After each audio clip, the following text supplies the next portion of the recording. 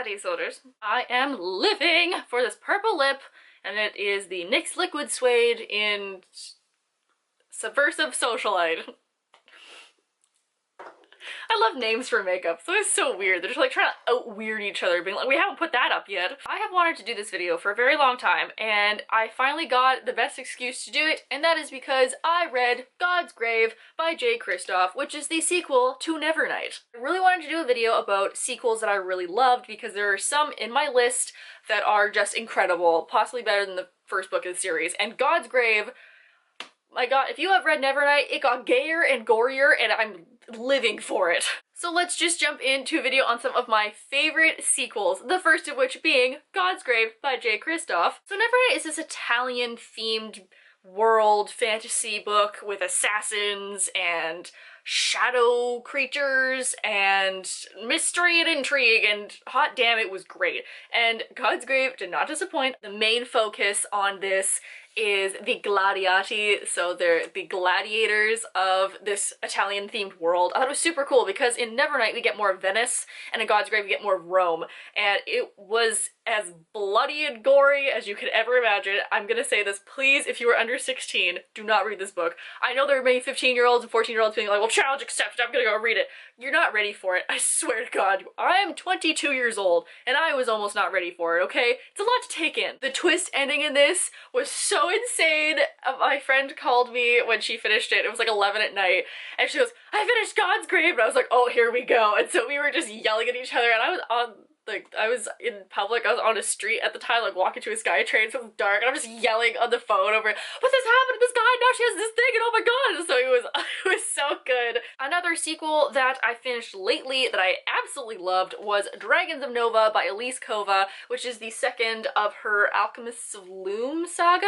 This world just keeps getting more and more intense. We keep expanding into the dragon universe. I'm loving how things are turning out. I'm a little bit frustrated with one of the main characters, actually, which is good because it shows that, you know, she's not perfect, which is great. And there was a character death in this that I was not expecting until at least the third book, so everyone is screwed now. Like, oh god, what are we gonna do? What are we gonna do? Because now this throws off all our plans, and the plans were going well, but now everyone's dying left, right, and center, and it's just, oh man, it was so good. I really, really highly recommend this series. It's fantastic writing, and like I'm just saying, some real intense world building, and dragons. And now let's go back to a classic fantastic sequel, and that is Catching Fire by Suzanne Collins, which is the second of the Hunger Games series. We get that whole plot twist of going back into the arena, and I think that was like the best thing that could have happened in this book. I mean, it sucks for the characters, but it was great to read because now we already know all of backstory and trauma to everybody, and now we just get it like tenfold more intense. Everything just gets more fast-paced, and the stakes get higher, and the government is in everything, and oh my god, we're all gonna die again. And then I have a book where I tell everyone, read the first one. Like, the first one's decent, it's okay, but the second one is gonna freaking blow your mind. You're gonna fall in love with it, you're gonna love it, it's so dark, it's so wonderful, and that is The Rose Society by Marie Lu, which is the second of her Young Elites trilogy. The Young Elites, when I first read it, I was like, it's okay, like, you know, it's not like the greatest thing ever, but like, it's good enough that I'll probably read the sequel. And then The Rose Society, like, where did this come from? It's incredible. Oh, it's so dark. It's so dark. I love it. It was so difficult reading this, and that's why I loved it, because it went places you were not expecting, and there's some new characters that are brought in that are also super dark, and so it's just this whole series of like supervillains trying to out-supervillain each other while also trying to be good people. I think this is the best book that Marie Lu has ever written, aside from Legend. Now a sequel from one of my favorite authors, which is Laini Taylor. You all know what I'm gonna say. It's Days of Blood and Starlight, which is the second of her Daughter in Smoke and Bone trilogy. This is another series where the first book I was like, yeah, like it was good, like it was cool.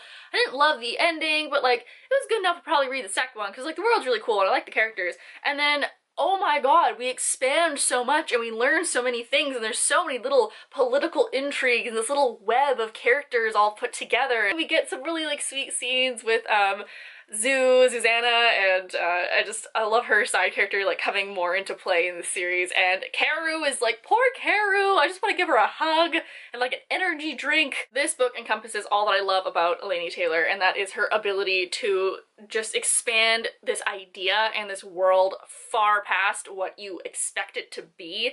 And I just love this book so much. And another one of my favorite authors is V.E. Schwab, and I'm going to say Gathering of Shadows is one of my favorite sequels, on par with Catching Fire. You know why I say this is similar to Catching Fire? It's because in the sequel we have this kind of like magical Hunger Games. So like if you took Catching Fire and God's Grave, but then you made it like slightly less bloody, that's what happens in this book. I think it's so cool to see Lila come into herself and into her magic and into whatever ability that she has. We still don't really know, honestly, by the end of the third one. And then Kel, poor Kel, like I feel so bad for him because he doesn't know what like anything is happening, but he's along for the ride too. And then we see Reese so much more in this book and you fall in love with him completely. I guess sequels are really where you expand the world, because in the first book you're just building it up, and in the sequel you're like, you have free reign because now you've established what it is. But this book does one of the best versions of that because we just get to see the things that we've been told about for so long,